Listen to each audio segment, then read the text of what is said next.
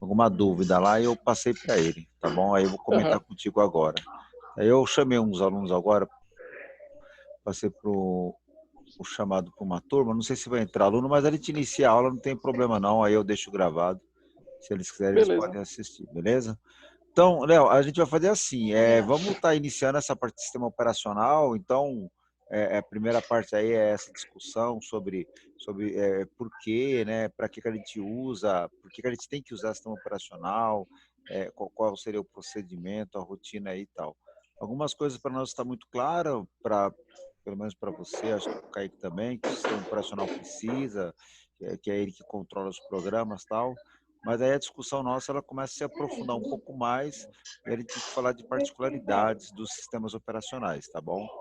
Aham. O foco principal é o Windows, mas a gente faz uma boa abordagem aí de Linux, ou pelo menos uma abordagem assim com a intenção da gente iniciar esse ambiente para quem não conheceu ainda, não conhece o Linux, tal, não tem ideia de como começar a usá-lo. Aí eu passo geralmente uma série de itens que dá para a gente começar, que dá para os alunos começarem a ter acesso ao Linux, a querer fazer alguns testes, a entender um pouco da dinâmica de como que ele opera internamente e tal.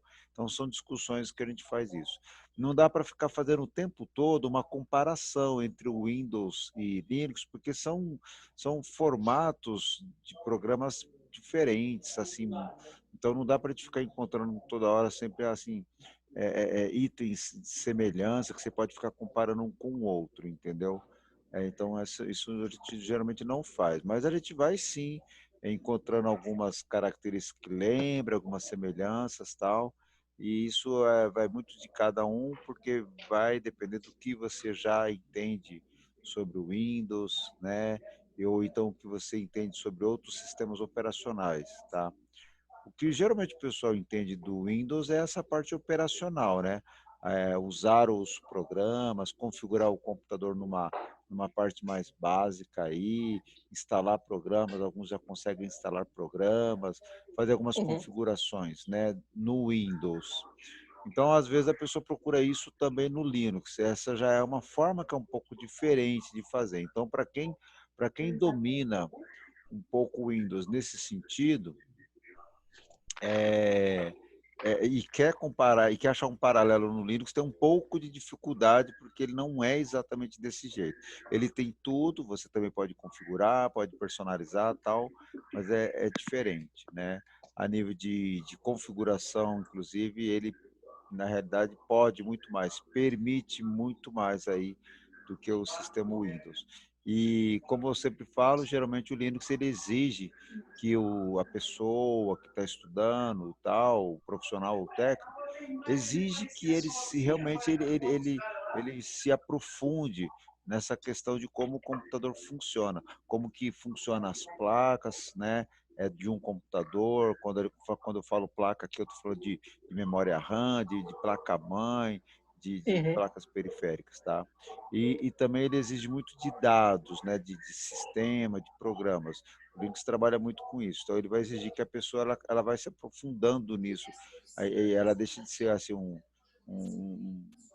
um usuário, né? Que tipo usa aquele programa e tal, e ele passa a ser uma pessoa que interage com o sistema. Então, isso eu acho muito positivo, isso eu acho muito bacana para a gente, para quem vai se aventurar e a conhecer o Linux, tá bom?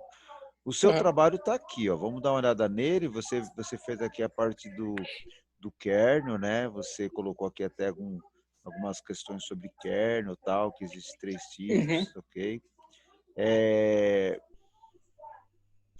ficou claro para você essa ideia de kernel? Foi o que eu comentei até para o Kaique, porque foi uma dúvida que ele levantou, na verdade, porque na hora a gente até explica uma teoria ali, mas ela é muito rápida mesmo.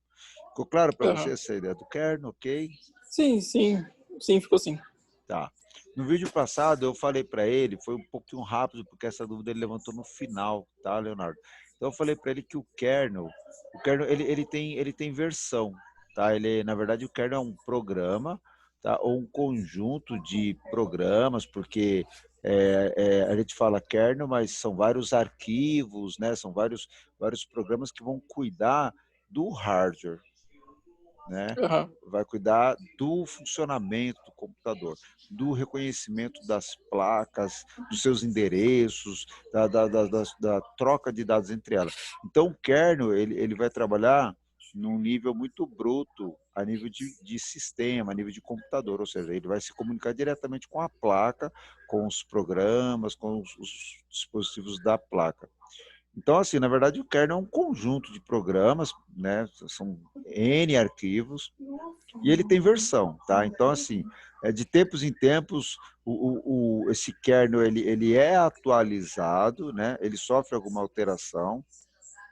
Ah, beleza. Isso tudo é documentado, tá? Então tem versão, tem o que modificou, por que modificou, quem modificou, então eles dão os créditos, quem fez essa modificação, e é interessante que isso já é uma coisa muito diferente do que ocorre, por exemplo, em sistemas como o Windows, né? As pessoas que trabalham com Linux, eles compartilham muitas informações, muito conhecimento. Então, geralmente o kernel, a alteração dele e de programas que vão trabalhar diretamente com Linux, trabalham em equipes, trabalham em grupos de pessoas, em fóruns de discussões e tal. Sempre tem ali um conjunto de pessoas que são os seus responsáveis direto, mas outros colaboradores que trabalham de forma mais direta, intensa e tem uma participação efetiva de alteração, eles dão créditos para essa pessoa, então menciona o nome dela, tal, no código e tudo mais. Então é bem bacana, tá? Uhum. Então, assim, essa mudança, né, essa versão, essa correção, essa atualização, ela acontece de tempos em tempos, tá? Pode ser que a gente esteja falando de 6 meses, ou pode ser que a gente esteja falando de um ano e meio, tá? Porque o que vai determinar esse tempo cronológico é o que houve em termos de tecnologia. Então, se a gente estiver aqui falando de um período que se passaram 12 meses e não houve nenhum lançamento de uma nova tecnologia, nenhum dispositivo que agregue algo novo, então o que vai acontecer é que o kernel não tem uma necessidade de ter uma correção para cobrir esse tipo de dispositivo, tá? Uma outra coisa também é, por exemplo, se encontrasse uma falha no sistema, um erro de arquivo, um erro de segurança. Então, essa atualização, né, ela corre com mais frequência e provavelmente eles vão lançar uma nova versão.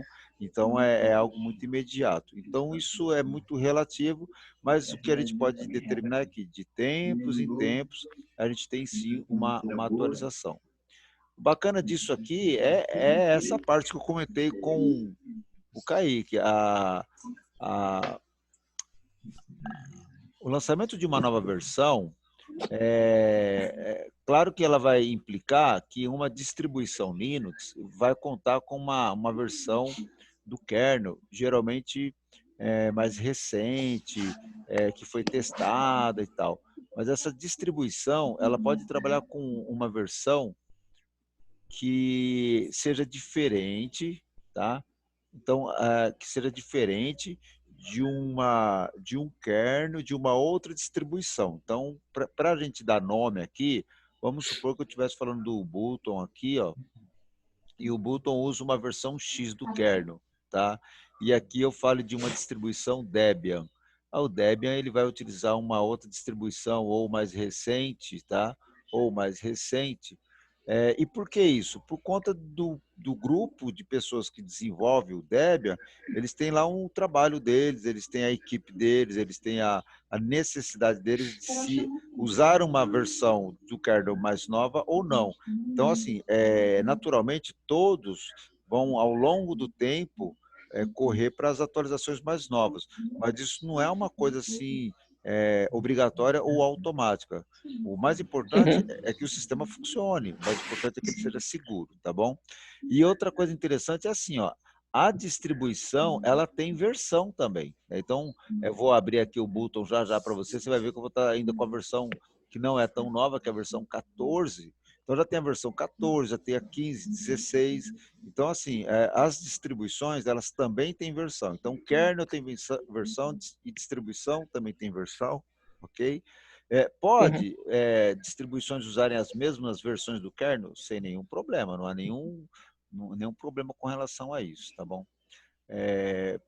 Por que dessa separação aqui? E o que acontece aqui é que é assim, ó, a equipe de suporte, a equipe de desenvolvedor, o pessoal que controla o kernel é um, e a distribuição geralmente é um grupo de pessoas que fazem parte de uma ONG, de uma entidade, de uma organização ou de uma empresa, e aí eles têm ali a equipe deles e trabalham aquela distribuição.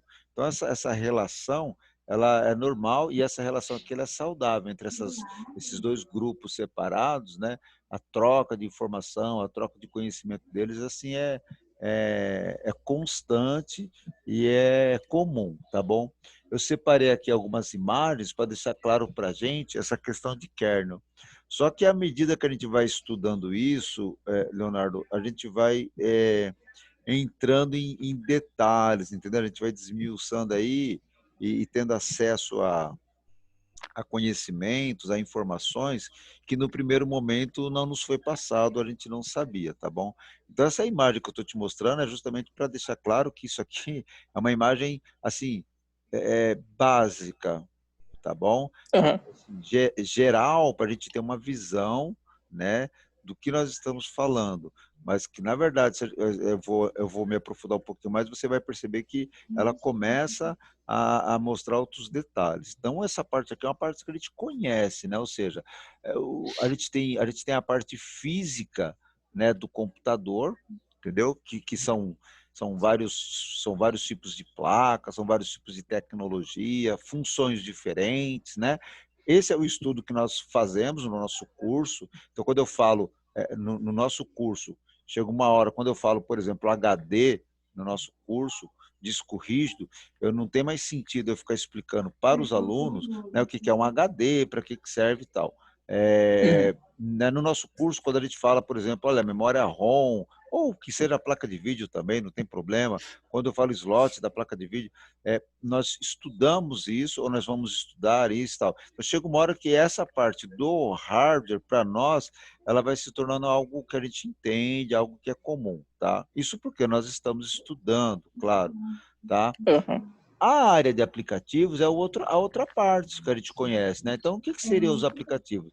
Assim, de um modo genérico, porque, como eu falei, você vai perceber que isso aqui muda.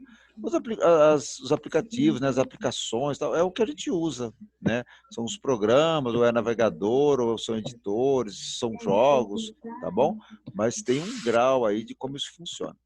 E o kernel, né? E o kernel? O kernel é a essência do Linux, é aquela parte que você leu ali, que você fez o seu trabalho, ele é a ponte entre as aplicações e entre o hardware.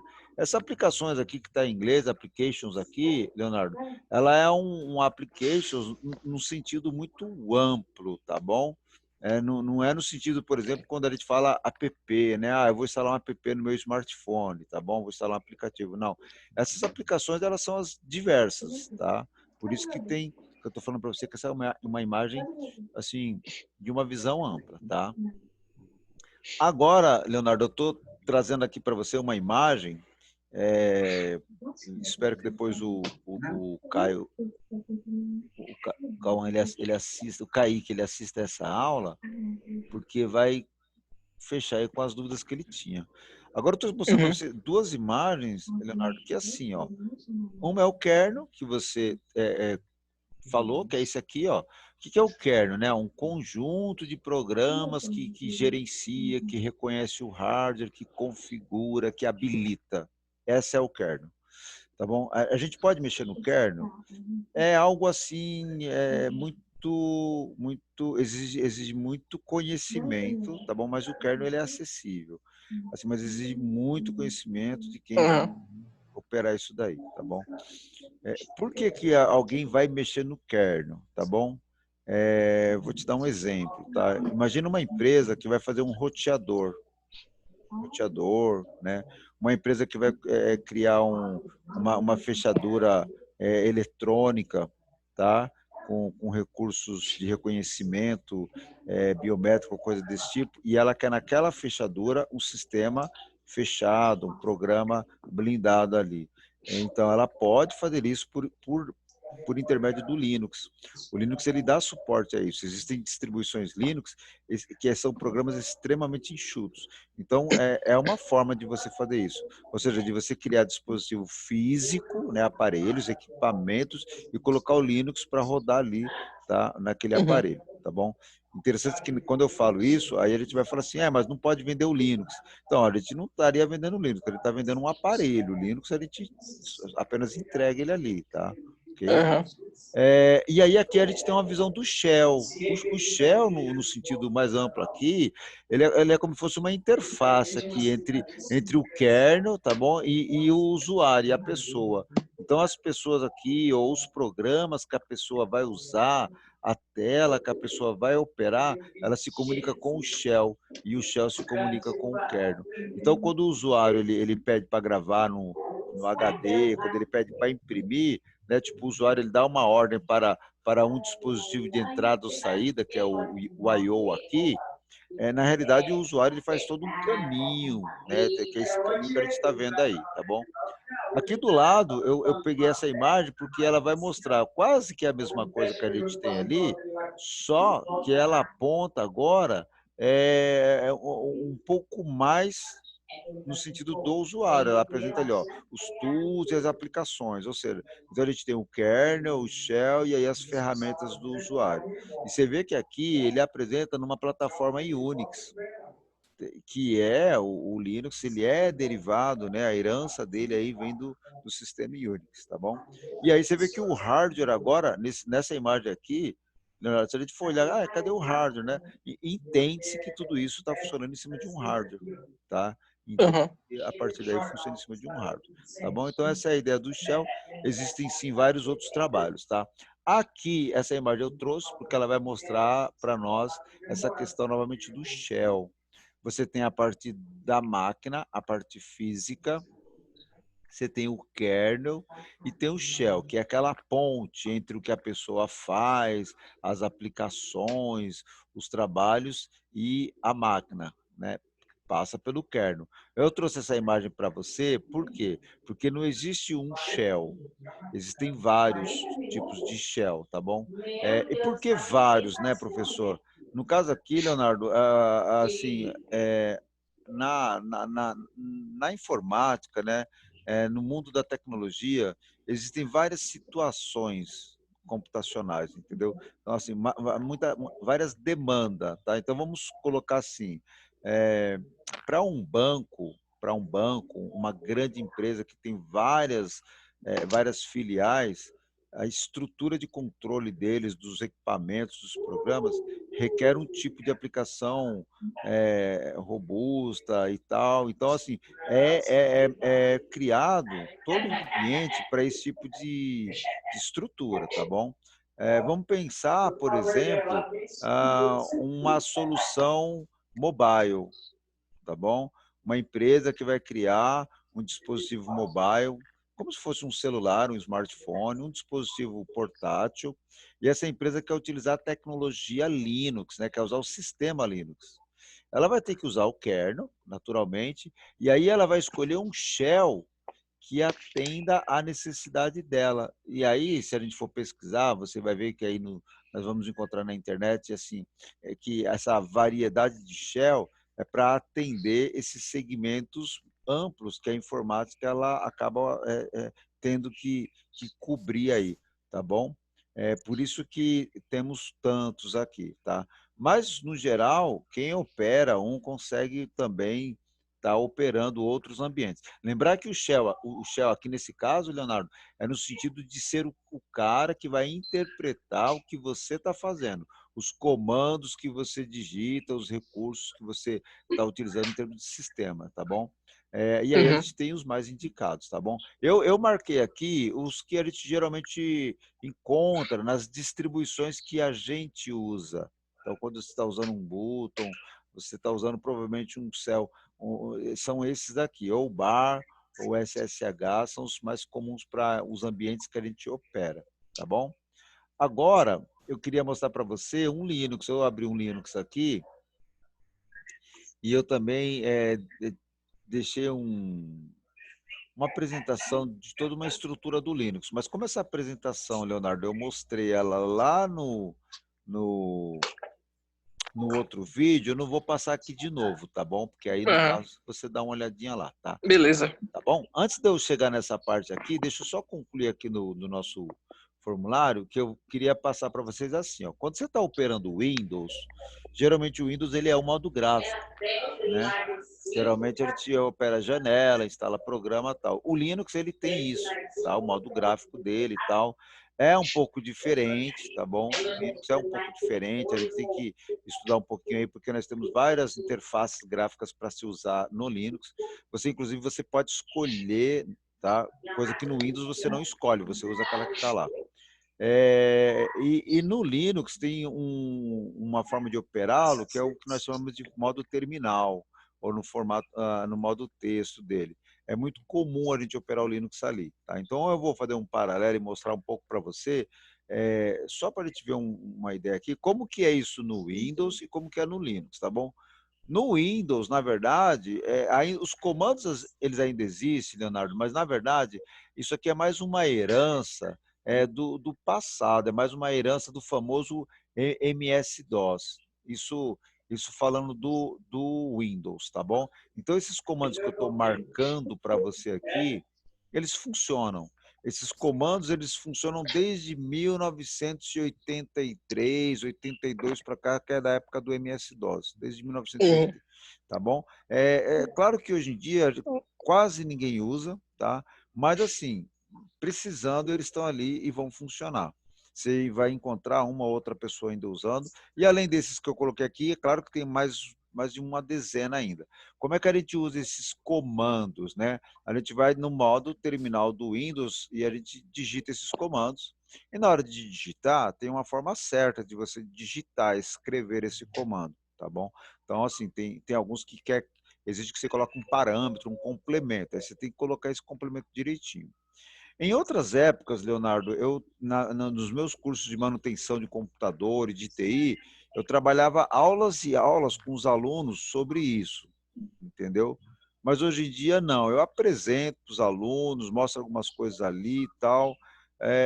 Em outras épocas a gente fazia isso porque a gente tinha uma interação e uma necessidade de fazer isso no Windows com mais frequência. Hoje a gente não tem tanto isso. O Windows ele se fechou muito no modo gráfico. Então, dependendo do modo que você está ali, você quase não consegue mais operar ele a nível de comando, só na famosa instalação novamente, entendeu? Uhum. Por isso que eu tirei um pouco. Mas assim, o conhecimento disso daqui, como eu falei, te abre uma visão ampla para outras coisas na área de sistemas, tá? No Windows, a gente vai chamar isso aqui de comandos de modo texto, ou comando CMD, ou COMAND. COMAND é um termo antigo, tá? É o Uhum. que eu chamava o prompt de comando. Tá? Isso aqui é um termo antigo. Então é mais comum o CMD. E como é que ele funciona? Você vai lá no botão iniciar, eu vou abrir aqui para você. Se necessário aqui, eu vou dar um zoom aqui para ver se você consegue enxergar aí, tá? Então, eu vou dar Ctrl R. vou dar um Ctrl, para tentar aumentar minha tela aqui. Vamos ver se eu consigo. Deixa eu ver porque eu chamei a lupa aqui uma hora e ela... agora ela veio aqui, ó.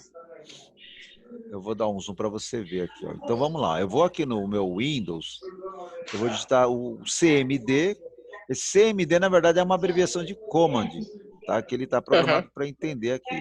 E aí ele me traz essa tela preta, que aí a gente vê o título da janela como prompt de comando. Nós não vamos voltar tanto no nosso curso, mas antigamente o sistema operacional para nós era assim, modo texto, tela preta, eu carregava o DOS e ficava operando aqui. O que eu faço aqui? O que a gente pode fazer aqui, né, Leonardo? A gente pode fazer bastante coisa, tá? Eu posso ver os arquivos, eu posso apagar arquivo, eu posso copiar arquivo, posso criar pastas, posso criar arquivo. Então, o objetivo para nós aqui, quando eu faço isso para vocês, na verdade, é a parte de manutenção mesmo já do sistema, manutenção do Windows, tá bom? Aham. Então, eu vou aqui criar uma pasta. Vamos ver se eu estou dentro da área do usuário técnico, que é o meu usuário do Windows, então ele vai deixar criar uma pasta aqui, eu vou criar uma pasta chamada aula TI, e ele vai criar uma pasta. Uma pasta aula TI ou um diretório aula TI, tá? Tem diferença entre uma coisa e outra? Na verdade, não. Na verdade, pasta é o nome que nós damos quando a gente está lá operando um ambiente gráfico, tá bom? E diretório é geralmente quando a gente está no modo texto, mas é a mesma coisa. Então, esse aula TI, ele é uma pasta. Você veja que ele coloca aqui como dir, né? Diretório. Ele marca para mim, Leonardo, a data, a hora que eu criei. E eu consigo operar esse diretório, essa pasta normal, né? Eu consigo entrar dentro dela e aí eu uso o comando cd espaço aula underline TI. Isso aqui você pode fazer no seu computador? Pode, sem nenhum problema. Isso não gera nenhum dano, não vai estragar nada, entendeu? Normal. Aqui eu estou usando com você, eu usei agora uns 3 comandos só. Usei o comando CLS, que é para limpar a tela. Aí ele deixa a tela, vai lá para o início. Eu usei o comando DIR, que é o comando dir. Eu usei o comando MD, que tem a ver com Maker Director, que seria criar diretório do inglês, tal. Então, geralmente, tudo tem a origem do inglês, entendeu? Por isso que a gente vai pegando. Quando eu for para o Linux, você vai ver que eu vou digitar mkdir lá no Linux. Então, essas coisas se aproximam muito nesse caso. Aí aqui eu vou criar uma outra pasta, eu vou criar uma pasta dentro de uma pasta. Eu vou criar uma pasta chamada Orlando e eu vou criar uma pasta chamada Leonardo. Ó. Leonardo. E quando eu der dir de novo, aí ele vai mostrar o que tem dentro do aula TI. E aí ele fala, olha, dentro do aula TI tem o Leonardo e também tem uma pasta Orlando. Que se eu for lá no Windows e procurar essa pasta dentro desse usuário, eu vou encontrar esses 2 nomes, tudo normal, entendeu? Então, é muito comum. No meu slidezinho lá, eu separei vários comandos do Windows, como também vários comandos do Linux. Aqui é o comando data, de date, que ele vai mostrar a data para a gente e vai permitir que eu troque essa data, que eu corrija essa data.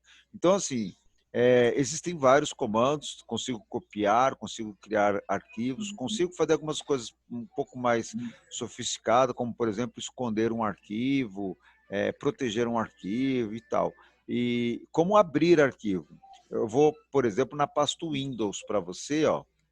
Agora eu estou dentro da pasta Windows e o que eu passo a olhar aqui, ó, a ver, é o conteúdo da pasta Windows e eu poderia aqui abrir um arquivo, trocar o nome, renomear, poderia fazer uma série de coisas aqui sobre eles, tá? É lógico que, como eu estou na pasta Windows, eu não posso ficar fuçando em qualquer lugar aqui que eu posso danificar o sistema, tá bom?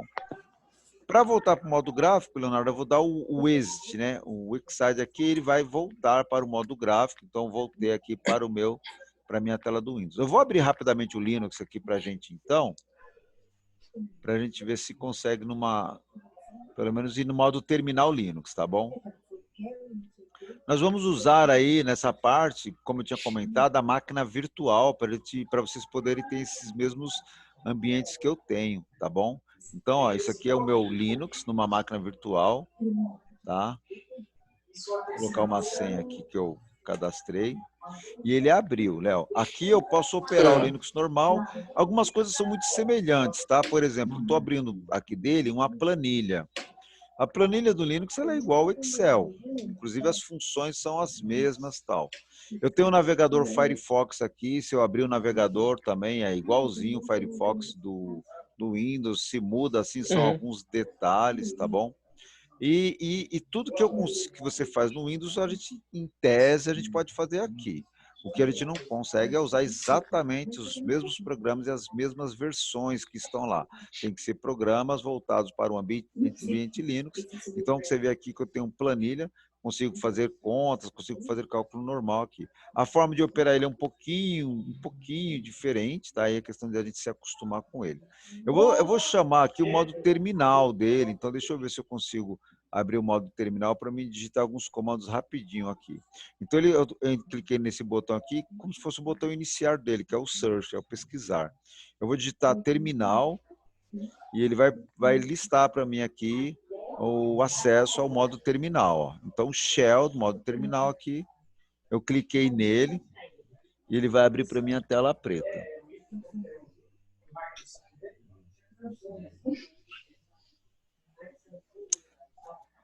Beleza, já estou no modo terminal. Aqui eu consigo também mostrar o que eu tenho nessa área. No caso aqui, Leonardo, deixa eu ver se consigo dar o zoom aqui, ver se consegue ver. Legal. Aumentou para você a tela aí ou não, Léo? Não sei se aumentou aí. Não, Não, mas né? dá pra ver. Dá, tá bom. Então, ó, eu digitei agora, eu estou passando o mouse em cima, eu digitei agora LS. Então Aham. no Windows eu digitei dir para mostrar arquivos. No Linux é LS. Toda vez que você quiser mostrar o diretório, os arquivos que tem ali naquela pasta que você está, você digita LS. É legal assim, que se você usar o Button, o Debian, o SUSE, o Red, qualquer um, geralmente é LS para você ver os arquivos, entendeu? Eu vou atrás da minha pasta usuária aqui. Para isso, eu vou digitar cd, ponto, ponto, e agora eu estou na área home. O meu usuário é Linux. Ó. Eu vou entrar novamente nele, que é cd Linux, e eu vou criar uma pasta chamada aula TI. Ó. Nesse caso, mkdir, espaço, aula TI. O Linux tem uma coisa bem curiosa, viu, o Leonardo? Ele é case sensitive. Então, se eu colocar uma letra maiúscula aqui, para me chamar essa pasta aí e entrar nela, eu vou ter que digitar a letra maiúscula. Então, tá aqui, ó, esse Uhum. aula em azul aqui, TI, é uma pasta. Então, assim, tem uma série de coisas. O Linux ele oferece muito mais comandos aqui no modo terminal hoje em dia do que o Windows, tá bom? Então, aqui que a gente estaria estudando e desvendando uma série de conhecimentos sobre o ambiente Windows, tá bom? Ok? Uhum. Bom, Leonardo, eu vou fazer assim, eu vou deixar o material separado para vocês, tanto do Windows quanto para Linux, para quando vocês conseguirem instalar em máquina virtual e fazer alguns testes. E aí depois eu passo o material que seria bom vocês estarem praticando, fazendo aí, tá? Eu Beleza. vou encerrar essa parte da aula agora. Na próxima aula, eu vou fazer uma instalação, provavelmente, do Windows, onde eu vou falar um pouquinho de formatação e particionamento, só para a gente assim, registrar esse processo do sistema Windows, tá bom? E, Uhum. eventualmente, se houver tempo, eu chamo novamente o Linux para a gente poder ir avançando algumas coisinhas de detalhes do programa. Tá legal, então? Beleza, professor. Beleza. Você quer fazer alguma perguntinha ou deixar, pelo menos se for o caso, deixar alguma pergunta aí para que eu trabalhe com vocês na parte do grupo lá do WhatsApp? Eu não tem problema não, tá? Como é que você está aí? Se quiser fazer alguma pergunta? É só uma parte do Linux, daquela parte do Shell. Certo. Em relação a esses nomes, tipo assim, tem que ser só um em específico ou você pode ter mais de um trabalhando? Não, a Shell aqui é um só. Então, você adota ali, né, um kernel, né, você vai ter que, na hora que você preparar o seu ambiente para subir o Linux, o kernel precisa saber qual é o shell que você vai operar. Quando você Ah, baixa tá. uma distribuição, tá? Quando você pega um, ele já vem pronto para você usar. Ele já vem até configurado para um determinado shell. E se você quiser saber, por exemplo, eu vou baixar o Debian, qual será o shell dele? A distribuição lá, eles informam, olha, esse Debian está usando o shell, versão tal, modelo tal, tá?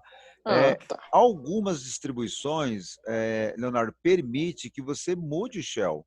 E quando você muda o shell, tudo que vem a partir dali muda. Ou seja, a interface gráfica muda e algumas interações com programas e recursos do Linux também vai mudar, entendeu?